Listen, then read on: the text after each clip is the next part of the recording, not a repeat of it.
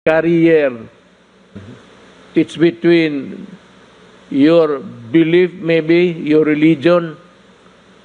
There is a division of, religion and state. Ngayon, sa ordinaryong mga araw, hindi naman nakikialam ang gobyerno. Ni minsan, government has no power to compel any religion, faith, or church to do a certain thing or not to do a certain thing. We can only cooperate. But itong police power of the state, nahahawain mo kapwa-tao mo, patayin mo, and maybe it would affect a large number of our people, then you are already a danger to society. And therefore, I said, contrary to the belief or opinion of others, opinion ko lang yan, can compel you under the police power of the state. Tama yan. Sa gobyerno, ayaw mong pagbakuna, umalis ka. Go out of government. Why? Because when you are with government, you face people. People transact business, official, audiences, or visits. Kung ikaw ang career, sabihin na ang reliyon mo o ang ayaw ng aming paniwala o I just don't believe it. Well, I'm sorry. Yung ganon, it is completely irrelevant to us in government. Mabutit magkaintindihan tayo niyan. Because if everybody does not comply with the vaccines and we can have a widespread wildfire spread, then the police must go in and intervene in your private life so that you cannot be a danger to society. The 7-day average of new cases decreased by 13%, and we hope that this trend will continue in the days and weeks ahead. Nagdadasal ako. Sana po, I hope God is listening. But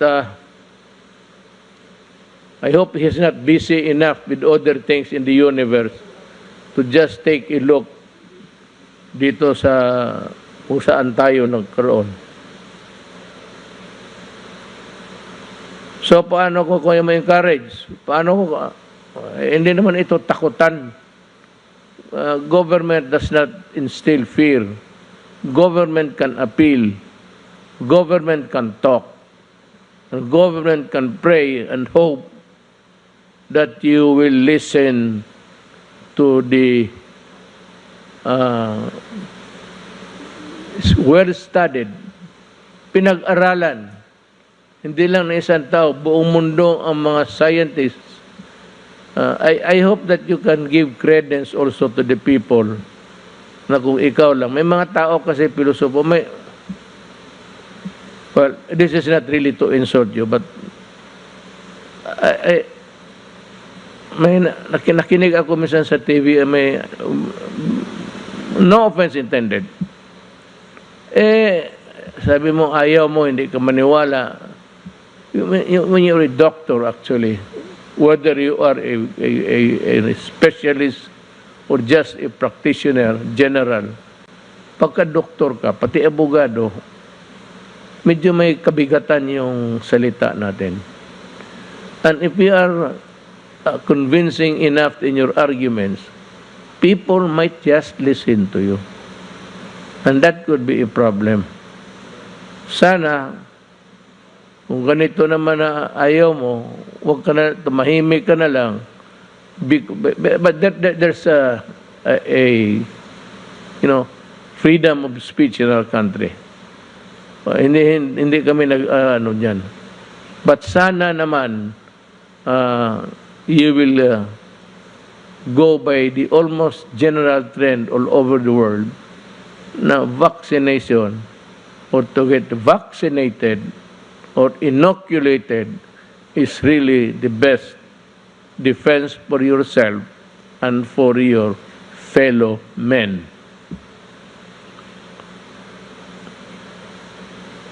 With these welcome developments in our COVID-19 numbers, and now encourage those who have yet to get their vaccines to get inoculated. In our best form of defense against the virus, along with the continued observance of health protocols and guidelines. Based on data gathered by the Philippine FDA, individuals who get infected with COVID-19 more than 14 days after the second dose were only 242 out of 13.8 million who have already been fully vaccinated with vaccine, which is 0.0017. Yung karamihan, well, yung karamihan, pag na-hospital hindi walang vaccines, serious ka agad. You get, what? You are in the critical list because, well, pagka-critical ka, buksan yung bunganga mo, buksan lahat, then i-intubate ka. Yan ang mahirap yan. Intubation is not it's almost something like a last resort. Ganon ang mangyari sa iyo. So I ask our kababayans to please get vaccinated. When your turn comes, so you can protect yourself and your loved ones, paulit-ulit ito reminder lang ito, binigay sa akin. Pero kita mo paulit-ulit, again and again and again and again, para lang pumasok sa isip ninyo. Pag hindi pa pumasok sa isip ninyo,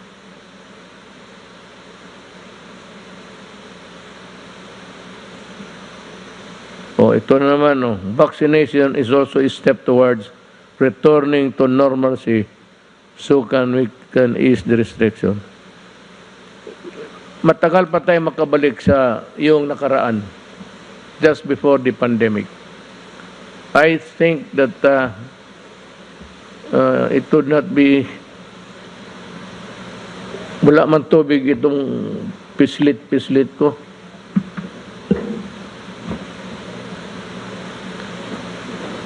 Uhaw siya. Where was I? We would not be able to return to the old norm. Mga ano pa siguro, 2 to 3 years. Pero pag ang mga tao, nandyan ang bakuna, magpabakuna na kaagad, at least ma-minimize na. And we can achieve the herd immunity, which is a long shot, but we can attain it with the help of the people. And if God helps us, we can have a steady supply of vaccines. The expiration of the shields. Pahiram nga ng shields na yung sa gobyerno. Ito.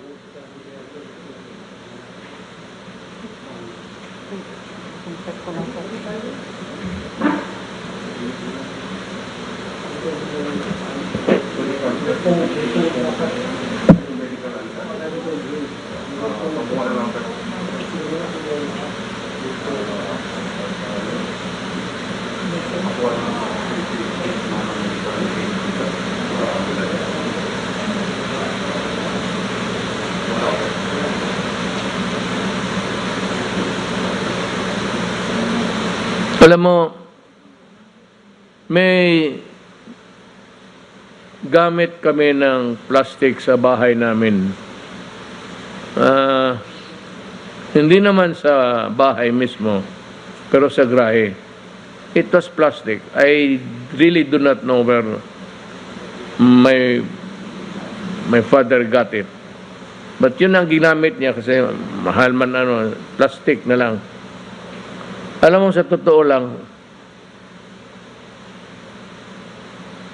hanggang ngayon ang plastic nandiyan pa. At kung titignan mong mabuti, sa harap mo doon sa kabila yung COVID, makikita mo pa. And that was about... My father died at the age of 56 in 1988. Nandiyan pa yung plastic, although scratches nandiyan. But after, siguro nakuha ng tatay ko mga 1992. Sa awa ng Diyos, yung plastic na yun, hindi medical grade yun. At hindi naman yung binili dahil sa pandemic. Expiration, mahirapan ako mag-ano ng medicina siguro.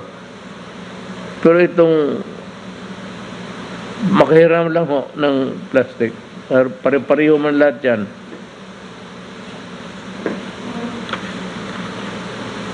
Paano ito mag-expire?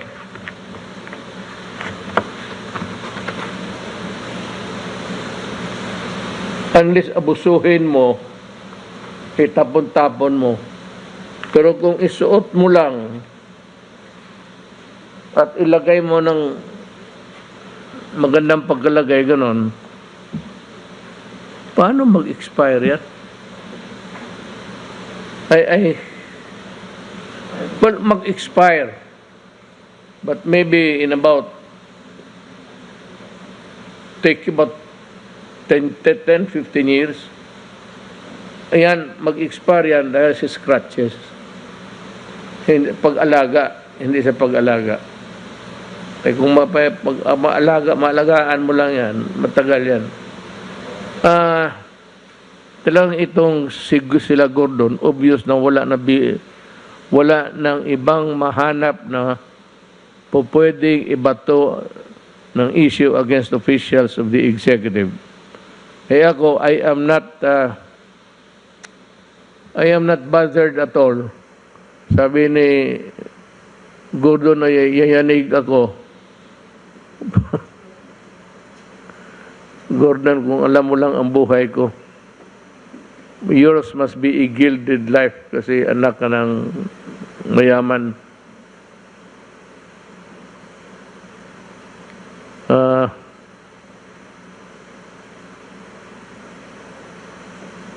Nalilito na nga ang mga senador natin, and they're trying their best to confuse everyone even with their witnesses.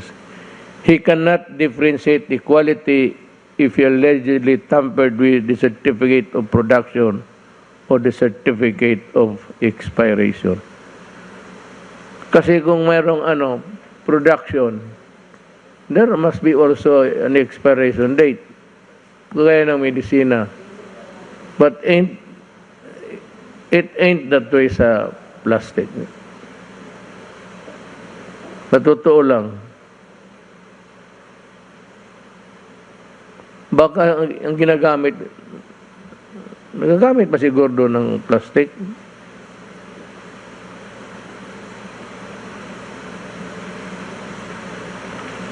At this juncture, may ask Secretary Duque. Secretary, itong suot ko, papa-expire mo din para bakit pinapasuot mo sa akin?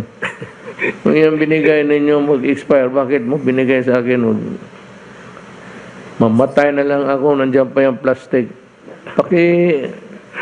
Pakiulit nga sa mga You know, it's a redundant story for you.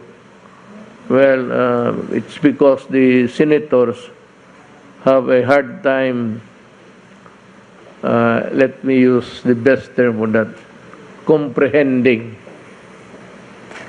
all that is about this whole thing of Senate hearing.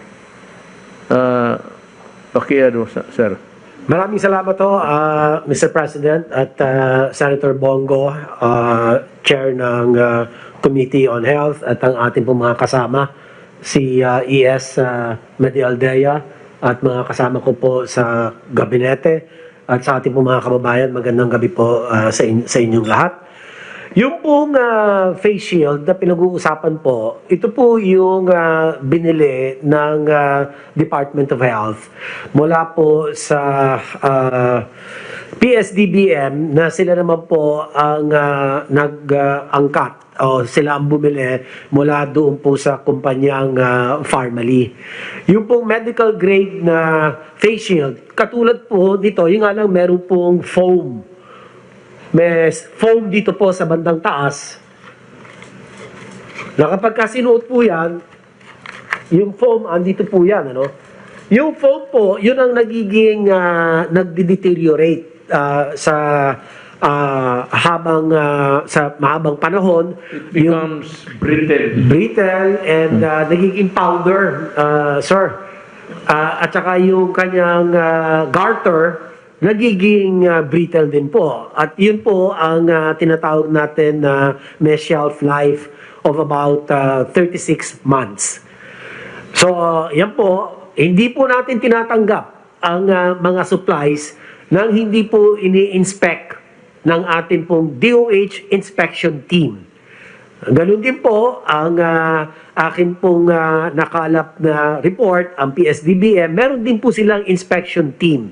Hindi po sila basta-basta pwedeng tumanggap ng mga supplies na hindi po ito sinusuri maigi in terms of quality o yung kalidad, yung pong quantity at in accordance with the technical specifications na yan po ang inuutos ng DOH na dapat sundin ng supplier. Otherwise, hindi po ito tatanggapin ng Department of Health. So, yun po, malinaw, meron po siyang shelf life. Ibig sabihin ng shelf life, kung iiwanan mo sa isang lugar, sa estante, naka-plastic po yan, na hindi mo gagalawin, dapat siya po tatagal ng 36 months.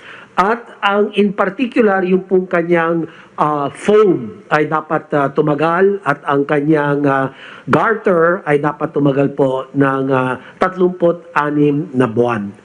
So, ang huli na lang po, Mr. President, yung patungkol po sa aligasyon ng tampering, lumabas po doon sa Senate hearing na talagang may pinakita, may ibinunyag, isinuwalat ang isang empleyado ng Pharmaly na tinamper daw po yung production date.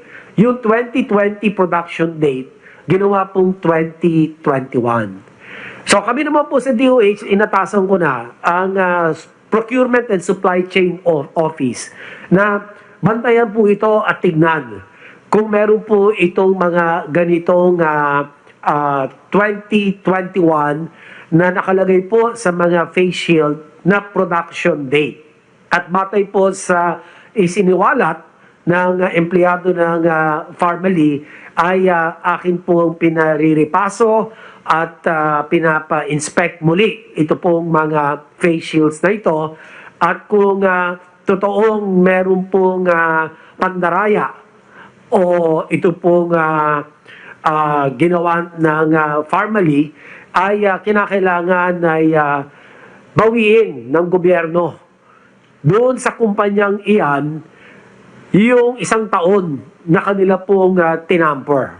Kasi kung halimbawa 36 months, ano po, at tinamper yung production date from 2020 to 2021, so may 1 taon na daya.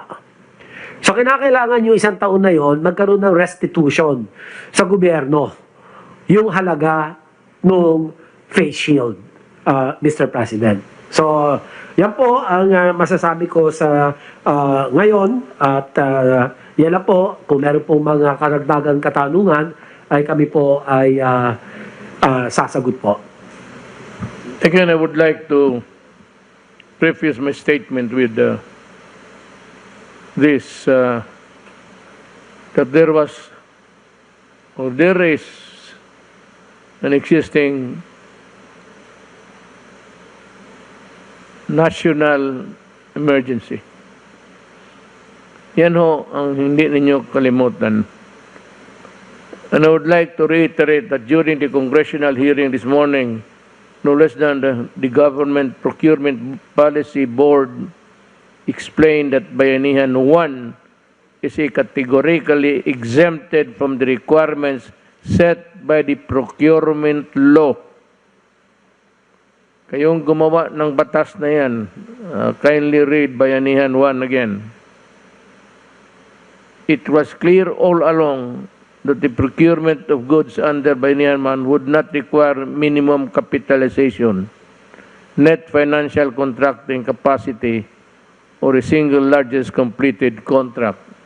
These are the things that you have been hammering in the Senate hearing. Alam mo, kung ganun lang pala, bakit hindi ninyo nilagay sa batas? Na despite of a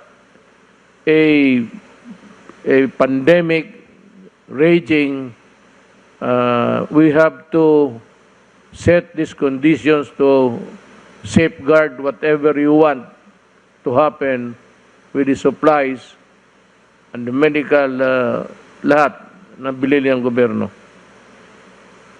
Again, if only the members of Blue Ribbon Committee listen to the resource persons and to what has been said many times during the hearing, but they simply think they are infallible, like God. Merong isang tao lang dito sa universe na infallible, ang Diyos. So now you realize that you are not. The acts of desperation and poetic justice.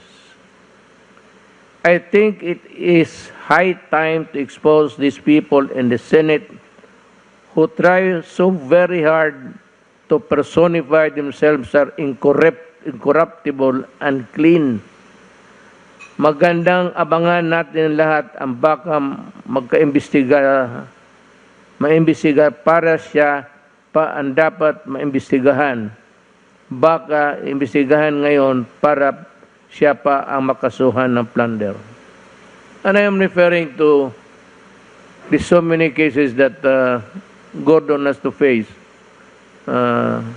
Maybe, I'm sure by this time, marami na nagsulat sa either ombudsman or, alam mo, ganito yan. Itong mga kaso mo, patay na ito. These cases were moribund.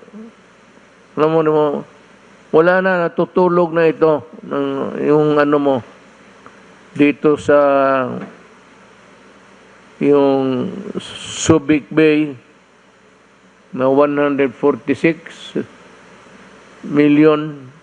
Ang iyo doon is about 80 something, 83. Attributed to you. So, na-disallow yan. A new appeal, I think it has reached the Supreme Court and the COA was vindicated there. Ngayon, yung bayaran mo dapat disallowance ang tawag niyan kami sa mga gobyerno. Yan ang pagkaalam namin, pagkaalam ko, sa gobyerno man ako nagtatrabaho, ang disallowance is ibalik mo yung pera na hindi sa iyo. Natutulog ito, but sometime in 2016, the demand letter was sent to you to return the money. It has been, ilan? How many years have passed? Ngayon, hindi mo pa nabayaran. Ang dapat niyan, the case is actually disallowance, ang tawag niyan sa COA. Pag hindi mo nabayaran within the period demanded of you, then it becomes your personal liability and the case go to the ombudsman for, ang tawag niyan, malversation. You malverse the money. I mean, there could be other nomenclature of that or disallowance. But to me, pag nag-disallow, tapos napunta yan sa ombudsman, kasi doon talaga dapat mapunta yan, that is malversation to me, in my book. Sila pala ang perfect example if we discuss the difference between a red flag and observation and what has been fully audited and disallowed. Yung fully audited, yung sa na-flag ka, pero itong sa pagka may mali, disallowance. Ulitin ko, it has been years since yung notice of disallowance issued by the COA over misuse of funds by the Subic Bay Metropolitan Authority during Gordon's time as chairman, which amounts to 140 pala. Sabi ko, correct me if I'm wrong, it's at 146. It's 140 million pesos, and up to now, hindi mo pa rin ibinalik yung 86 million pesos of which is attributable to Gordon. So sana yung pera. Mr. Gordon, you are appearing all white because you have painted everybody black there. So, ikaw na yung lumabas na puti. What now? Please answer me. Anong nangyari dito sa kaso mo? Hindi mo binayaran. It's a malverse money. It's the people's money that you have used. So where is the money? Or what happened to the money? Binigay mo ba sa ano, o nirigalo mo sa ano, o ginamit mo sa kampanya?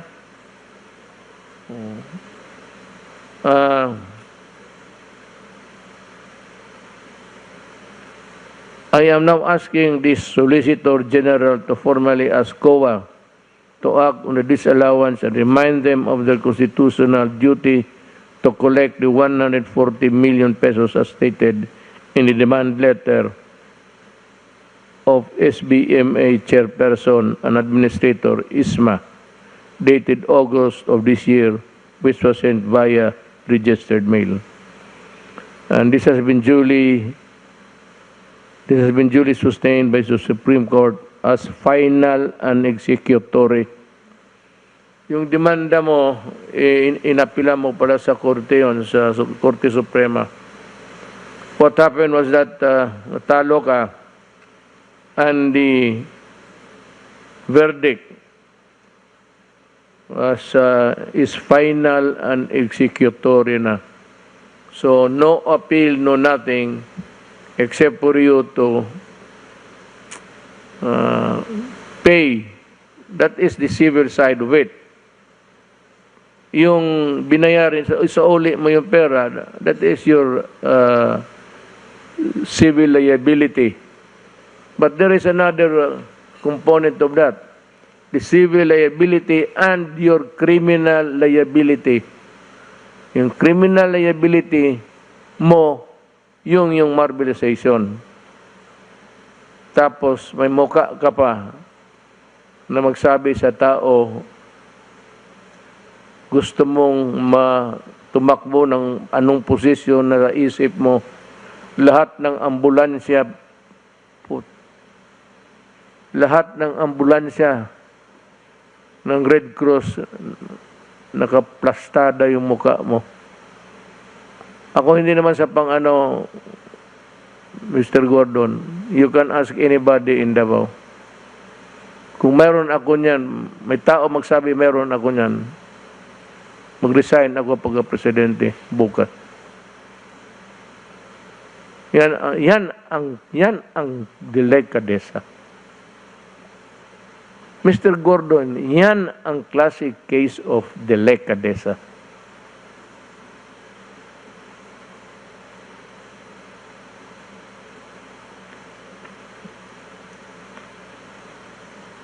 On the matter of the testing kits, pinalabas na naman nila overpriced na naman. Hindi naman yan ang titigilan. Pero I know that you can answer this considering the situation, capacity.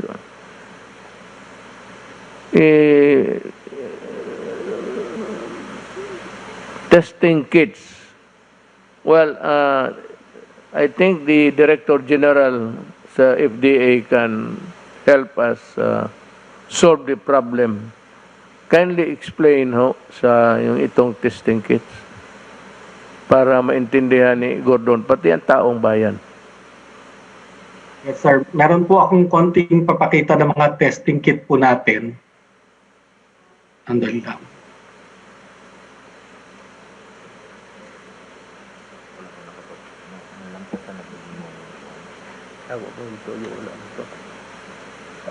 Yes, sir. Pina-check po natin yung mga testing kits natin, no, na mga nag-register sa FDA po starting noong March 2020. Yun po kasing una na nag-register. At ito po yung mga kits na mga pinaka-common na binibili po at ginagamit. Ito pong nucleic acid test ng Shanghai Gene Diagnostics. Yun pong shelf life talaga nila dahil nga mga bagong kits ito, 6 months lamang. Yun pong pangalawa, ito po ay galing din pong China, Beijing Applied Biologics, 6 months din po.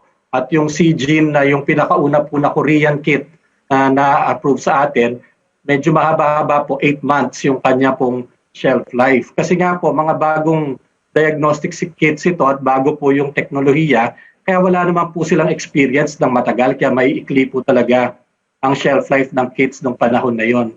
Ito pong SD biosensor, ito na po yung pinakamahabang nakita namin, no? 12 months po yung kanyang shelf life. Pero yung pinakamadalas pong gamitan, itong Sansure, ito po nasa gitna.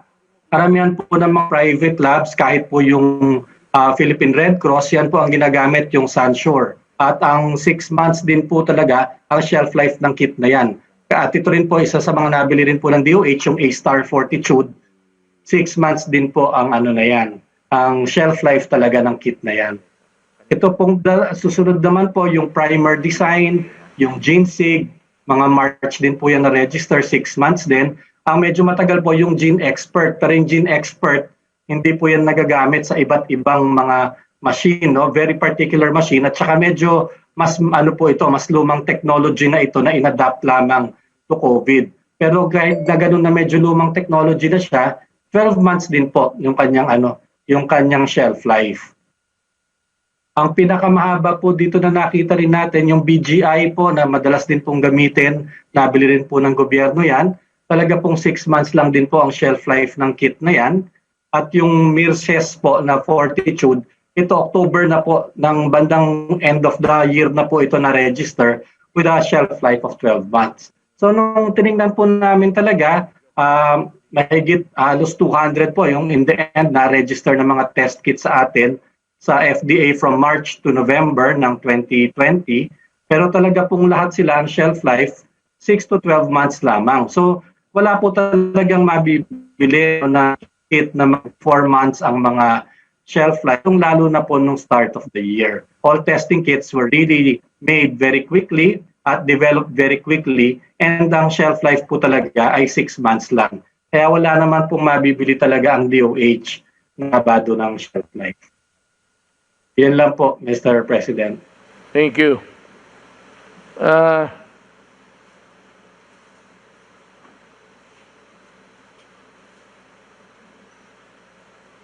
Itong may isa pa akong resource person na gusto kong lumabas.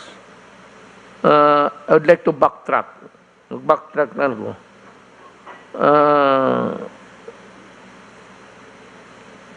Yung sabi ng sabi ng financial contracting capacity or the single largest completed contract. Hindi nasabi sa bayanihan yan. Again, the members of the Ribbon Committee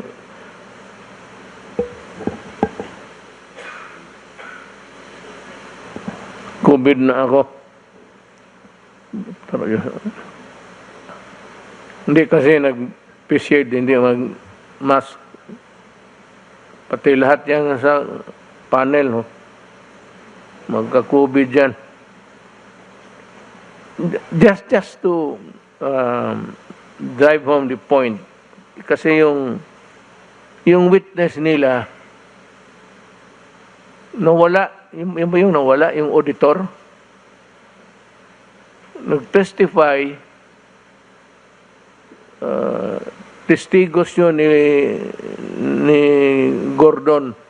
Siya ata yung kanyang initiative to invite as a resource person yung isang auditor.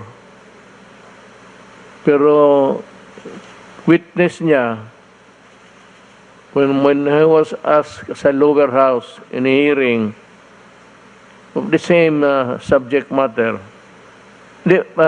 kung nandyan yung si kay Congressman Marcoleta, nandiyan kayo.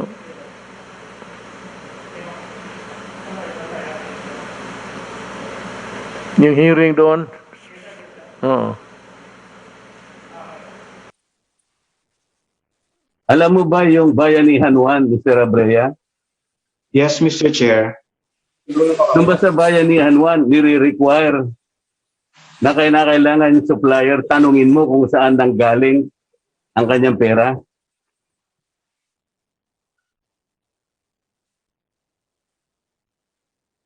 Naintindihan mo yung tanong? Uulitin ko pa ba?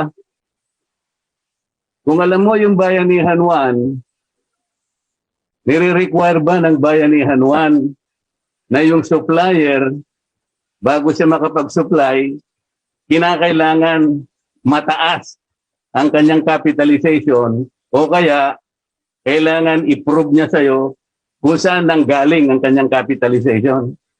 Nire-require ba yun ng Bayanihan 1? Mr. Chair, kasama po siya sa basic due diligence, Mr. Chair. Hindi mo sinasagot ang tanong ko eh. Kung alam mo yung Bayanihan 1, dapat alam mo na walang nire-require doon kung anong minimum capitalization.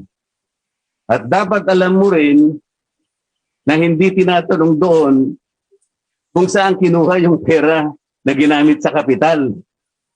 Yun ang tinatanong ko sa'yo. Paano mo ngayon sasabihin na due diligence? Wala namang requirement ang Bayanihan 1. Saan mo ibabatay ngayon yung panukat mo o yung standard mo, yung batayan mo na walang due diligence? Mr. Chair, ang due diligence po is basic principle po ng pag-iingat para po masigurado natin na may kapasidad ang kahit sino mang kumpanya o individual na makikipag-transaction po tayo, Mr. Chair. Abogado ka ba, Mr. Abrea? Hindi po, Mr. Chair. CPA po, Mr. Chair. O CPA ka? Yung due diligence, maraming klase yan. Merong necessary diligence, merong proper diligence, may ordinary diligence, merong extraordinary diligence. Alam mo ba yun? Yes, Mr. Chair. Ngayon, kabisado mo yung Article 1163 ng Civil Code. Alam mo ba yun?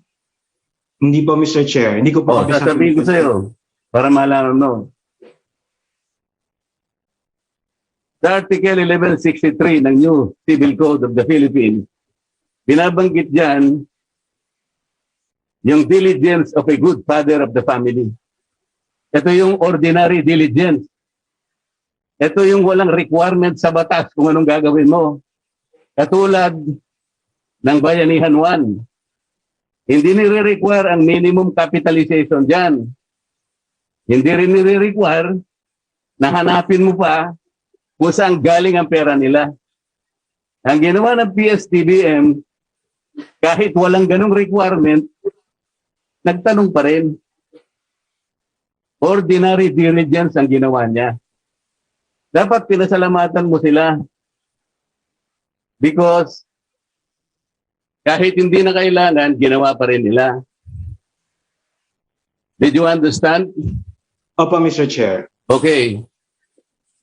So anong batayan mo na sinabi mong walang due diligence kasi hindi tinanong kung saan ang galing ang kanilang pera? Eh hindi naman nire-require ng batas yun. Yun po Saan mo kasi yung pinatay? Kasi Yun po. tinawag ka nilang expert witness. Ang expert witness, maski na sa regular court, ay tinatanggap sapagkat ang sasabihin mo ay talagang makatutulong. Beyond the understanding of the regular court, makatutulong ka talaga. Ngayon, nag-testify ka as an expert witness. Naghahanap ka ng due diligence. Yung batayan, hindi mo alam. Wala ka palang batayan eh. Sinasabi ko sa iyo ngayon that Bayanihan 1, including the emergency procurement under PSDBM, the negotiated contract, do not require minimum capitalization. Those rules do not require also that you will have to ask where the money came from. Then there is no basis for you to judge and pass judgment on whether their action came from due diligence or not. Ang sinasabi mo, Mr. Abrea, kinakalculate ko lang, ay yung traditional na ginagawa under normal circumstances. Halimbawa, yung public bidding during ordinary circumstances. Kailangan talaga yung tinatawag na net financing contracting capacity. Kailangan din yung SLCC na sinasabi. Ito yung single largest completed contract. But this is under the circumstances of ordinary public bidding. We are not under ordinary public bidding. We are under a public emergency. This country has been placed under national calamity for 3 times. Did you consider that when you testified before the Senate Blue Ribbon Committee? Yes, Did you Mr. consider that? Yes, Mr. Chair. Oh, when you consider that, paano mo ngayong sasabihin na walang due diligence? What is the basis? Ganito na lang para maintindihan mo, Mr. Abrea.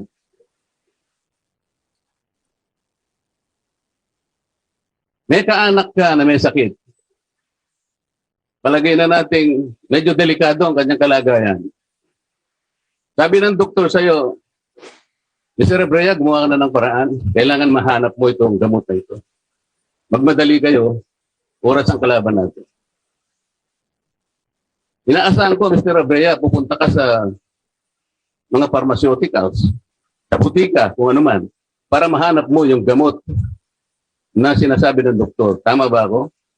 Yes, Mr. Chair. Okay. Meron ngayong 3 butika ang nagsabi sa'yo. Yung isa, 10 piso lang yung gamot. Yung isa naman, 50 pesos. Pero wala silang supply. Yung isa, 1,000 pesos, sila lang merong supply. Anong gagawin mo, Mr. Abrea? Naghahanap ka ng gamot at naghahabol ka ng panahon. Because you are trying to save life. Yung kaanak mo. What will you do? Bibili po ako, Mr. Chair, dun sa may supply, Mr. Chair. Yung 1,000 pesos. Kahit na yung kalaban niya 10 pesos and 20 pesos lang, because they don't have the supply at the time you needed most that particular drug. Tama? Tama po, Mr. Chair. Tama ka talaga. Ngayon, ibig mo ba sabihin, doon sa nagbigay sa iyo ng gamot na yun, 1,000, tatanungin mo ba siya? Teka muna, tingnan ko nga yung capitalization mo kung tunay ka talaga. Tatanong mo ba sa kanya yon? Hindi po, Mr. Chair. Okay. Tatanungin mo ba kung saan nanggaling yung kanyang capitalization?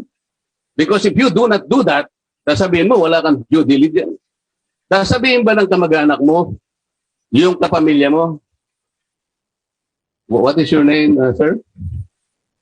Mr. Mon Abreu. Mon, sabi niya, Mon, wala ka naman due diligence eh. Binili mo kagad eh. Padaskul ka naman. Bakit hindi mo muna tinanong kung yan ay may capitalization? Bakit yan hindi mo muna tinanong kung saan niya kinuha yung kanyang capitalization? Baka naman kinakailangan i-report mo yan sa AMLA. Baka hindi nagbabayad ng BIR niya. Gagawin mo ba yun, Mr. Abrea? Doon po sa gamot, Mr. Chair, hindi po, Mr. Chair. O tama. Hindi mo naman talaga gagawin. Dahil naghahabol ka ng panahon. Because you need to save lives. Halimbawa, Mr. Abrea, yung binilhan mo ng gamot na yon, ay kinuha niya lang doon sa kaibigan niya. Kasalanan ba yun kung halimbawa pumontak siya ng kaibigan niya sapagkat gusto rin niya magbenta? Hindi naman siya yung nag-manufacture nun. Pero kinuha niya sa ibang supplier. Pero yung supply, tama. Yun ang sinabi ng doktor. Mali ba yung ginawa ng supplier, Mr. Abrea? Sa tingin ko po, hindi naman po, Mr. Chair. O yun. Ngayon ko lang tumama, Mr. Abrea. Ang sinasabi natin dito,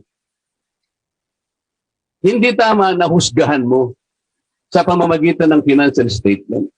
Titingnan mo ang maraming bagay. Ano bang panahon natin? Di ba peligroso tayo? Di ba tayan ba ako para sabihin walang due diligence? Dahil hindi ba tinanong ng PSDBM kung saan niya kinuha yung pera? Kung nanghiram siya ng pera? Wala ng due diligence? Hindi ba pinag-uusapan natin kung sinong nakapag-deliver? Kagaya nung halimbawa natin, yung nakapag-deliver sa'yo, yung pangatlo, medyo mahal nga lang, pero nagkataon siyang may supply. At nag-aadubuhay yung kamag-anak mo. Kukwestiyonin ba ng pamilya mo sapagkat hindi ka man lang kanya nagtanong. Sino ba yung binilhan mo na yun? Tinanong mo yun kung maraming utang yun. Tinanong mo ba yung kanyang stockholders kung mga may criminal records yung mga yan? Gagawin mo ba yun, Mr. Abrea? Hindi po, Mr. Chair. Salamat po, Mr. Chair. Wala na po kita tanong sa kanya. Well, that completes the story of yung witness nila na hindi na bumalik. Apparently, the witness dovetailed the questions and the answers which Congressman Marcolita wanted to come out from his mouth. Lumabas yung totoo. At baru yung totoo nagsasabi, hindi na wala na. After that, nawala. Hindi na makita.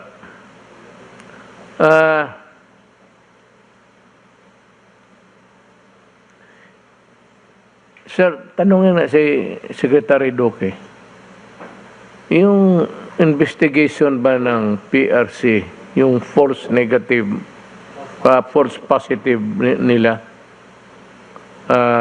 may resulta ba? Kasi hindi natin malaman ilan sa nagpa-swab test sa Red Cross na naging false positive, so that we can approximate how many eventually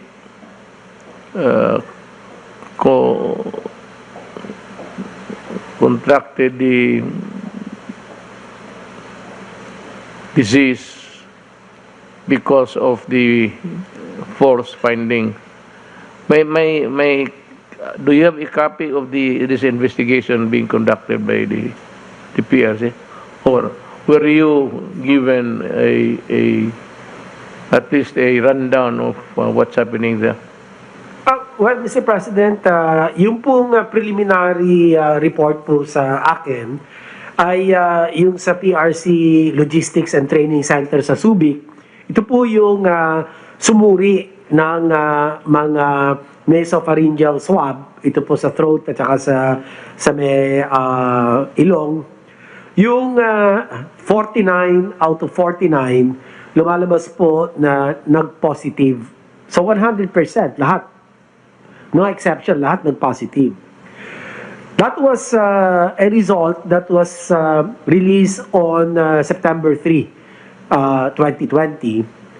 So ang ginawa po nung mga nagkaroon ng positive test results sa PRC sa Logistic and Training Center sa Subic, nagduda po sila. So pumunta ngayon sila sa Medical City Clark Laboratory. At doon po, September 6, nagpaswab ulit sila, nasopharyngeal and oropharyngeal swab. At lumalabas, out of the 49, 5 po ang nag-positive lamang. So 10% lang po compared sa 100% sa kabila. Ngayon po, kasalukuyan ay iniimbestigahan po ng Research Institute for Tropical Medicine at meron po silang report na lalabas pa lang, makukumpleto ang kanilang investigation, Mr. President, by October 8. So antayin lang po natin dahil medyo masalimuot po yung proseso ng kanila pong investigation dahil kinakailangan po rito highly technical po ang proseso at 4 po ang mga hakbang na kanila pong ginagawa. Yung number 1, yung pagriripaso po ng mga laboratory records noong pong mga ginawang testing ng PRC at sinisiguro po nila kung tama yung testing protocol, kung nasunod ho ba talaga yung proseso. Pangalawa po ay yung pagriripaso ng tinatawag na case investigation reports. Dito po ay biniverifika yung exposure, yung symptoms, at mga iba pa po mga relevant clinical and epidemiological information. At pangatlo po, meron tinatawag na remote verification. Dito nililipaso naman po yung mga prosesong isinasagawa ng mga laboratorio at yung pong mga measures or procedures, no? At pang-apat po, pinakahuli yung troubleshooting proficiency test panel to all concerned laboratories. Dito po, bine-verify yung pong kakayanan ng mga laboratorio na talagang tama ang kanila pong pagtukoy nung presensya ng tinatawag na SARS-CoV-2 viral RNA at titignan po nila ng talagang masusing pamamaraan yung detection system na ginagamit po nung laboratory. Dalawa po kasing laboratory pinag-uusapan natin dito, yung PRC po, na kung saan lumabas 100% ng positive yung mga healthcare workers, at yung isa po sa the Medical City Clark, yun din po ay tinitignan ng RITM. So Mr. President, yan lang po ang aking masasabi sa ngayon. Kinakailangan po by October 8, lalabas po ang resulta ng investigation at akin pong ibabahagi sa inyo. Salamat po. Salamat, Secretary Duque. It is good that there is an independent investigating agency para, well, if there's nothing wrong, we can accept that. If there is something wrong, then the chairman of the Red Cross has to answer for it. It's yung supervision mo was not done properly in the absence of a supervised examinations in your agency, that hindi ninyo nagawa yan. I think that Gordon has to answer for that also.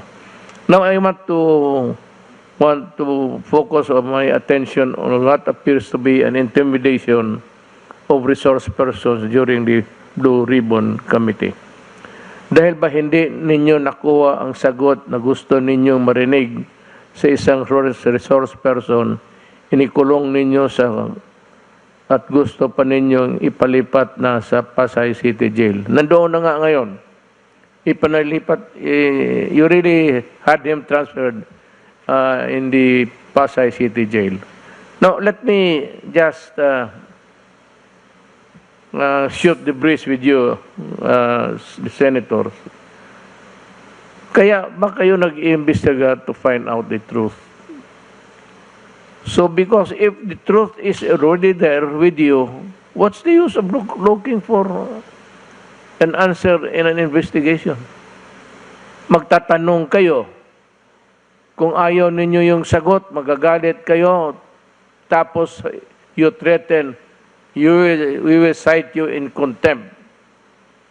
And we can detain you forever. Is that how a civilized Congress works? Takutan ba ito? Kaya nag-iimbestiga ka kasi gusto mong malaman na yung sagot ng tao hindi sang-ayon sa alam mo na ang totoo. Then do not blame him because that is his truth. You just cannot assume altogether that he is lying.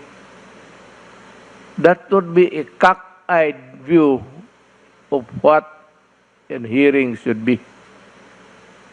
Kaya ka nag-imbestiga, kumukuha ka ng sagot. Bakit ka makipagdebate at ang sabihin mo nagsisinungaling siya? So therefore, may sariling answer ka na. You have already in yourself the answer because every time the resource person answers and it does not fit the thing or the solution in your mind, you threaten them and actually you did actually detain them in the Pasay City Jail. So, kung may alam ka na, bakit ka makipag-away? Bakit mo pa ipakulong isang tao na alam mo na pala ang sagot? Bakit ka pa mag-imbestiga? If you are trying to ferret out the truth, you wait until everybody has testified. So, dyan mo na makuha ang the whole picture kung ano talaga ang nangyari. You do not do it by a piecemeal hearing. And every time you ask a question and you have a preconceived notion of what is the correct answer, you get mad and threaten them with imprisonment. Akala ba ninyo akala ko ba ayaw ng mga taong Pilipinas ng martial law? Tignan mo yung ginagawa ng Senado ngayon. It is just more than a martial law. Moti pa martial law, dali ka pa doon sa korte ng military, or at least it's a court, before you were held before a military or a civilian, as they wanted it to be at that time. But at least there is a court hearing, and the person accused is afforded the right to be heard. Yan ang importante dyan. So, ang human rights, gusto kong marinig kung ano ninyong sinasabi. The Constitution really provides that no person shall be deprived of life, liberty, or property without due process of law. Is there a due process of law if you already have the preconceived answer, and if it does not dovetail your frame of mind, you send him to jail.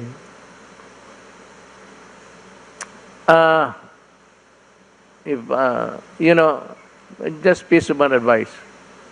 I think sino yung tao na sabi ko nga, durugin na ninyo. Yung parmalin, durugin na ninyo. Pero not at the expense of the constitutional rights of whoever is testifying there. Hindi ko ninidepensa, nagsasalita na ako bilang abogado kasi nakikita ko dito sa briefer ko, kinulong na ninyo. So what's the use of hearing kung may alam ka na pala na Mr. Gordon, you're a lawyer, do not try to be a lawyer and not a despot. You are not the king of Congress. Please do it for the sake of you, your family, and for the country. So, bago ako magtapos, marami na akong nadaldal.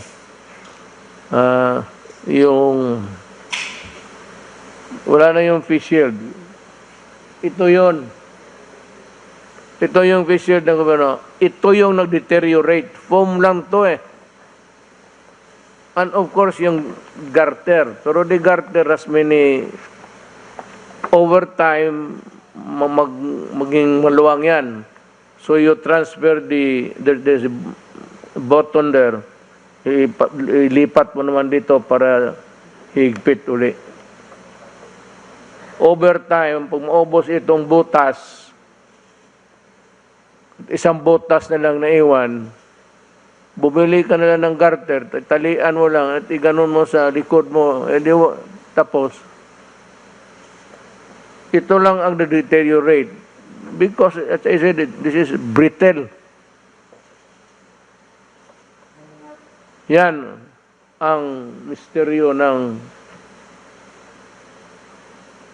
kung iganon mo yan, yun na yun. Yan ang face mask. Pero nandito yung para sa pawis. Kung wala ka namang foam, pwede ka naman magtrapo ng panyo mo.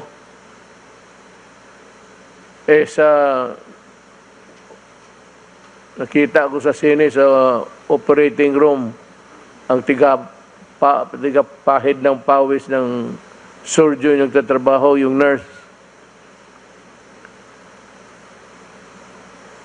Ito lang ang actually ang niyan yung foam, yung marami kang makitang foam ngayon.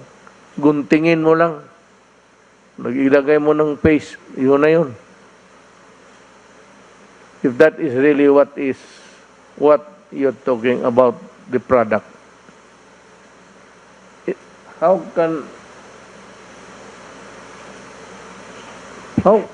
can this thing deteriorate?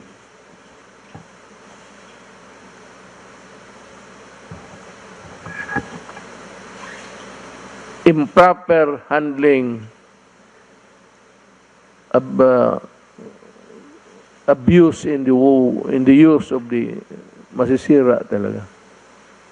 Kung mayroon itong ilagay mo lang yan dyan.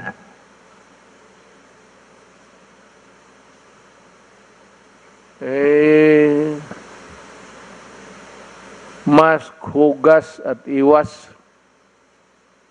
Iwas ng wag lumapit.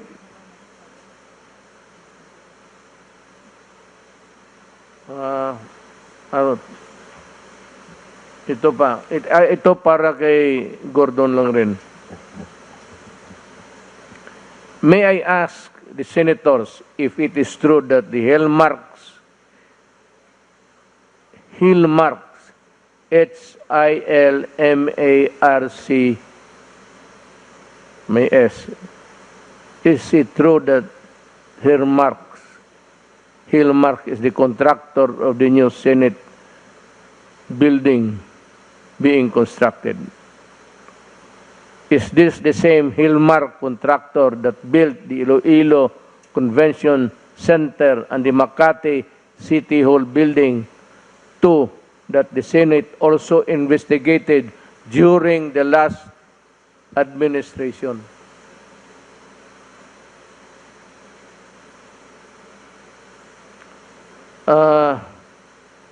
Gusto ko rin malaman na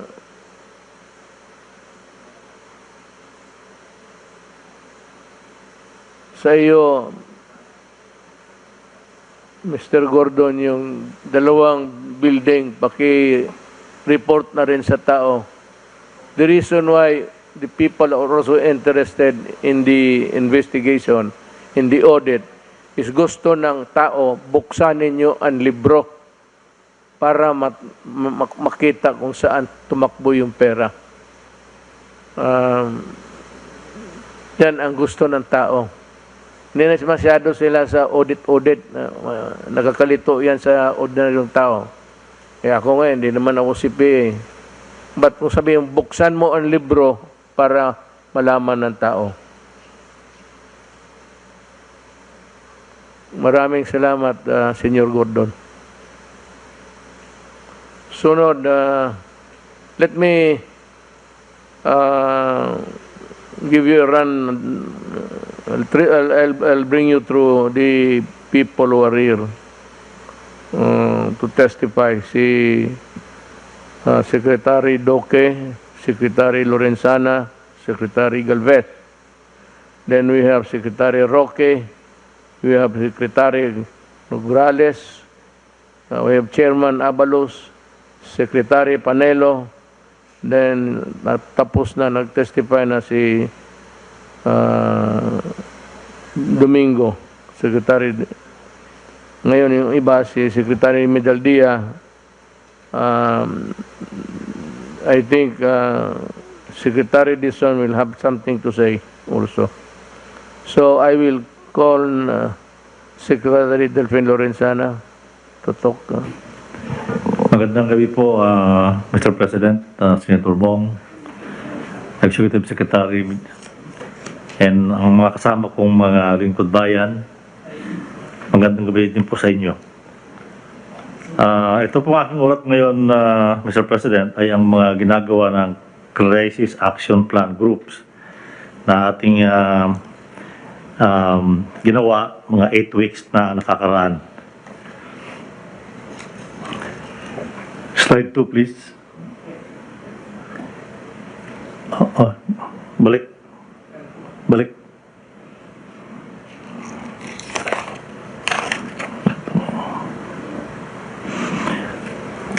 Ang community subcluster, Mr. President, back pa? Ulit? One more? Yeah, sunod. Next. Okay, ang community subcluster, Mr. President, ay nakapagpatupad ng alert level system sa NCR at granular lockdown sa 2,221 houses, 8 commercial establishments at paaralan, 27 residential establishment at buildings, 34 streets, 13 villages o subdivisions, 19 blocks at 14 settlements. Nagpatuloy sa pag-hire ng mga contact tracers sa buong bansa na kasalukuyang nasa 127,326 katao. Next slide, please. Napabilis ng pagsasagawa ng contact tracing mula 26,245 noong nakaraang linggo, tumaas sa 29,250. Ang suspect at probable cases ang na-trace, na-assess at na-isolate sa loob ng 24 oras. Samantala, 16,908 naman ang confirmed cases na agarang na-trace at na-isolate para sa kabuuang bilang na 132,358. Napahusay ng ating testing capacity kung saan mula 19,382, 19,382,245 nakaraang linggo ay tumaas sa 19,532,516 ang kabuuang bilang ng mga individual na na-test mula noong nakaraang taon. Next slide please. Nakapagdagdag ng mga COVID-19 dedicated beds para tugunan ang patuloy na pagdami ng mga COVID-19 cases. Sa kasalukuyan, meron ng mahigit na 150,000 na kama para sa mga pasyente sa 9,106 pasilidad sa buong bansa. Mula 34% noong nakaraang linggo, bumaba ang occupancy rate sa 32.78%. Nakapagtatag ng COVID Task Force sa 81 provinces, 146 cities at 1,484 municipalities. Nakapagtatag ng isolation units sa 81 provinces, 144 cities at 1,451 municipalities. Nakapag-organisa ng mga health information centers sa 78 probinsya, 144 na syudad at 1,463 munisipalidad. Next slide please. At mahigpit na pinatupad ang minimum public health standards. Sa kabila nito, nakakalungkot na may karagdagang 262,391 na kaso ng paglabag sa linggong ito para sa kabuuang bilang na 2,350,438. 114,247 naman ang mga naharang sa checkpoints para sa kabuuang bilang na 142,991, habang 1,379 ang unauthorized persons outside residence o UPORs para sa 18,136 kabuuang bilang nito. Nagpalabas din ang DSWD ng Memorandum Circular No. 11 ukol sa guidelines on the provision of family food packs in support of affected families due to declaration of granular lockdowns bilang pagkahanda sakaling palawigin pa ang pagdeklara ng granular lockdown. Next slide please. Ilang magandang balita naman, Mr. President, mula sa ating health facility subclusters. Bumaba ang ating healthcare utilization rate mula sa 71% noong nakaraang linggo sa 68% ngayong linggo. 1% ang naibaba sa ICU beds at 3% naman sa ward beds, subalit tumaas ng 1% ang mga nagamit na isolated beds. Nakapagdagdag ng mga licensed hospital beds sa nakalaan para sa COVID-19 mula 38.5% sa 38.57% o napakaliit lang po, 0.07% ngayong linggo, increase. Mula 4,349, naging 4,426 ang bilang ng ICU beds. Samantalang mula 21,000 tumaas sa 21,208 ang bilang ng isolation beds at mula naman sa 15,814 ay 16,000 na ngayon ang ward beds. Next slide please. Napag-alamang 67% o 67% sa ICU at 84% sa mga intubated patient ang hindi pa nabakunahan. Kaya naman patuloy tayong nananawagan sa ating mga kababayan na magpabakuna laban sa COVID-19 upang maiwasan ang pagkakahawa o pagdanas ng malalang sintomas nito sa maaaring humantong sa pagkamatay.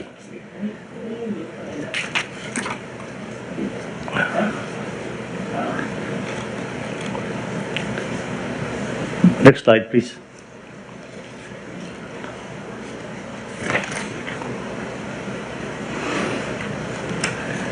Patuloy nating titiyak na may kasapat na healthcare professionals na kumakalinga sa mga COVID-19 patients mula 9,363 o 91.88% ay nasa 9,672 na or 94.84% ang na-hire sa kasalukuyan. Patuloy din nating sinisiguro ang karampatang allowances at incentives nila. Pagtitiyak ng karagdagang 325 million na pondo para sa mga DOH hospitals sa buong bansa para sa gamot, PPEs, medical supplies, pasweldo at benepisyo sa mga health workers at iba pang kailangan. Pagpapalabas ng mga sumusunod na patakaran o sa paggamit ng medical oxygen DOH Memorandum Number 2021-0357 on the revised contingency plan to secure enough oxygen supplies in hospitals during a COVID-19 surge.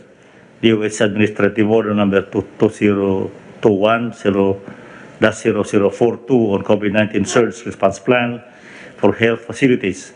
DOH Circular Number 2021-0291 on suggested retail price of medical oxygen products at DTI Memorandum Number 2021-0395 regarding the issuance of a regional IETF resolution on the prioritization of production and distribution of medical grade oxygen. Nagsagawa rin ng planning workshop noong September 17 ang DTI para maibsan ang kakulangan sa supply ng medical oxygen. Next slide please. Mula naman sa ating borders subcluster, tumaas ang bilang ng mga na-quarantine ng mga returning overseas Filipinos mula 157,293 noong nakaraan sa 169,434 ngayong linggo o 68,814 nito ang land-based OFWs, 51,720 ang sea-based OFWs at 44,723 ay mga non-OFWs. Pinalawig ang implementasyon ng One Health Pass sa mga pasahirong bumabalik sa Pilipinas. Pinaiting ang pagbabakuna sa mga dumarating sa bansa kung saan mula sa 22,723 ay 61,197 na ang kabuuang bilang na nabakunahan na. Nakapag-assist sa 6,82 nating kababayang nakabalik sa bansa, nalulan ng 26 bayanihan flights. Nakapagdagdag ng quarantine rooms para sa mga balikbayan. Nasa 11,710 na ang kabuuang bilang ng mga ito sa NCR, Clark, Cebu, Davao at Subic Bay na may occupancy rate na 45.58%. Mayroon ding mga 912 isolated rooms para sa mga balikbayan na may occupancy rate ngayong 70.5%. Tayo ay nakatulong sa mga 12,458 seafarers. Nagpalawig sa balik probinsya at uwian na program kung saan 377,696 ang natulungang makauwi sa kanilang probinsya sa pamamagitan ng mga flights sa NAIA. Samantala mula 301,664 ay tumaas naman sa 303,883 ang naisakay ng libre sa bus sa PITX. Nagtalaga ng mga pulis, OWA house parents at PCG marshals para bantayan ang mga quarantine facilities sa mga NCR para sa returning overseas Filipinos at nagpaigting ng pagbabantay sa ating mga international borders kasama ang katimugang bahagi ng bansa o yung mga lugar dyan sa may pagitan ng Sabah at Pilipinas. Last slide please. Ang pagbabakuna naman po ng AFP ay meron na tayong nabakunahan na 97,411 o 68% ng kabuuang bilang ng mga sundalong fully vaccinated laban sa COVID-19. Ang huli ko pong ulat, Mr. President, ay yung utos na mag-deploy tayo ng mga medical doctors at nurses sa mga hospital dito sa Manila. Meron na po tayong naipadalang dalawa noong nakaraang linggo, pero ngayon po ay nakapag-ipon na naman yung Surgeon General ng 5 doctors at saka 20 nurses na pwedeng i-deploy sa mga hospital sa Manila. Ang Surgeon General po, Mr. President, ay nakikipag-ugnayan na sa DOH para malaman nila kung saan i-deploy ito, sila na pong bahala. At saka gagawa pa po ng memorandum of agreement between the AFP, Surgeon General at ang DOH. Yun po ang ulat ko ngayong gabi, Mr. President. Salamat po. Thank you, Secretary Lorenzana.